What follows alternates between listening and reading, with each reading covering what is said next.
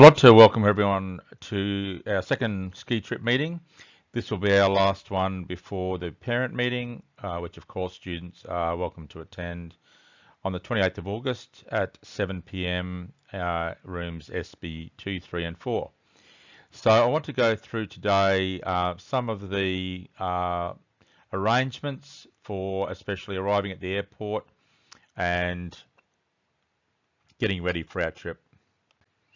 So just bear in mind that there are two airports at the Brisbane complex. There is the international and there is the domestic.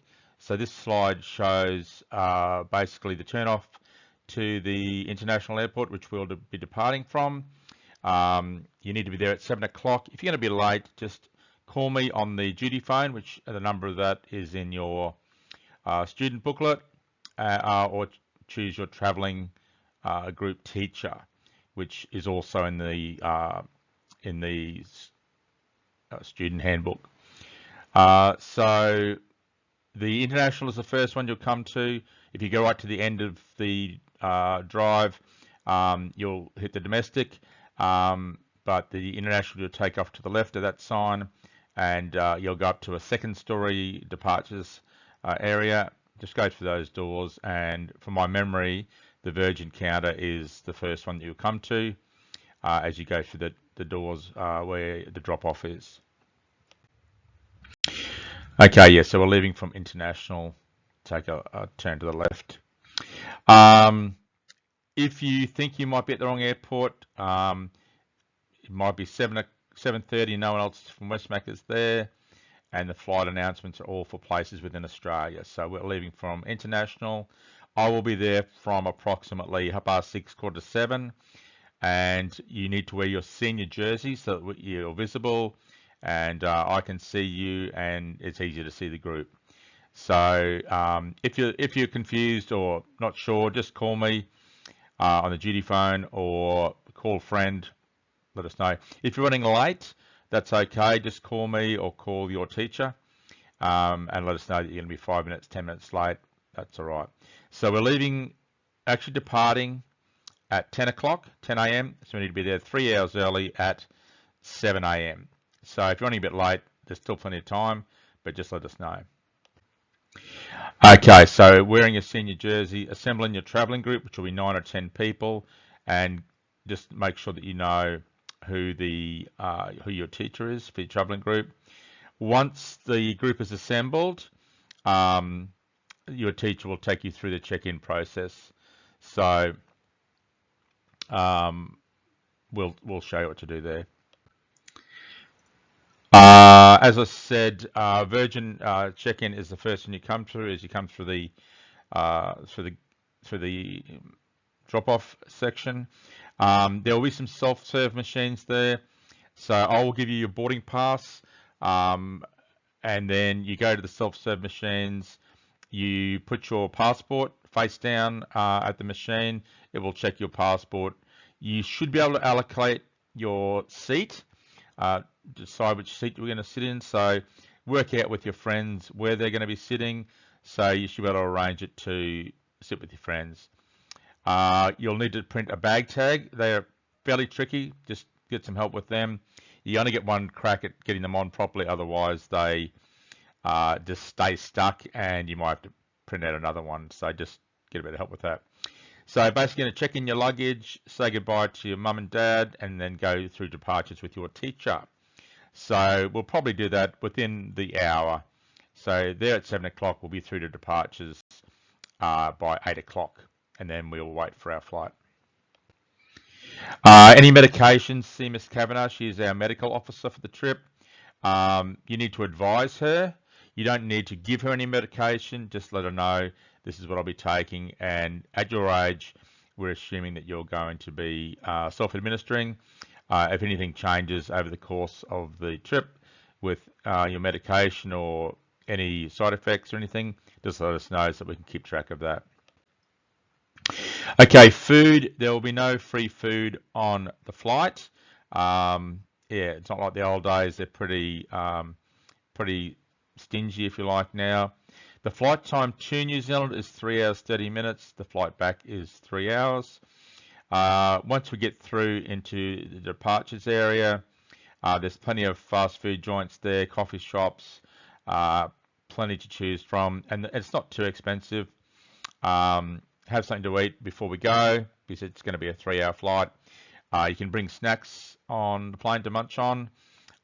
You will be able to purchase food on the plane, but you can expect to pay a lot of money for it. So best to have something to eat before you go, and then bring some snacks if you think you'll be needing them. Now, the most important thing to bring is your passport. Okay, you can't leave the country unless you've got a passport. I will have copies of your passports as a backup. They're more to be used in New Zealand. If you lose your passport, we will have something there to prove your identity. Make sure you pack your passport and keep it handy. Keep it secure for the trip. You will need it to process your boarding pass, to get your boarding pass sorted out. Now, I did ask at the meeting on Friday about Green Toad, the ski hire shop that is pants and jacket. It doesn't involve snowboards and skis and stuff. It's just the pants and jacket. There was no one that wanted to go. So if you are planning to hire your gear, please let me know. Just email me and let me know. Then I can let Laura know over in Educating Adventures that you're wishing to hire, and then they'll know how many of us to expect. As I've said before, the hire rates are about $20 a day. So if you're doing 5 days of skiing, that will be about $100. Again, with money, bring at least 2 types of debit credit card in case one fails. These things do happen. So maybe bring a debit card or 2 debit cards, a debit card and a credit card, something like that, so that you can have a fallback if necessary. Mobile phones, as I said before, set them to roaming, and try to email your supervising teacher your mobile number that you'll be using before we leave Australia. Okay, so everyone must have a phone.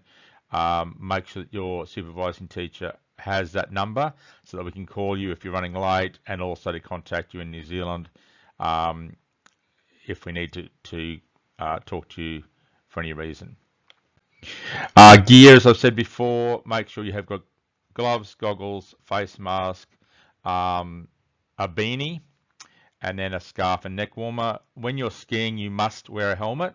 That is provided. Some of you might already have a helmet, which is great, but that is provided. So you won't be wearing your beanie and your helmet. You've got to take your beanie off to put your helmet on properly, and that will keep your head nice and warm, so you don't need to worry about that. And the other gear, of course, you could buy it over there, but again, it's going to be very expensive and probably a lack of options there.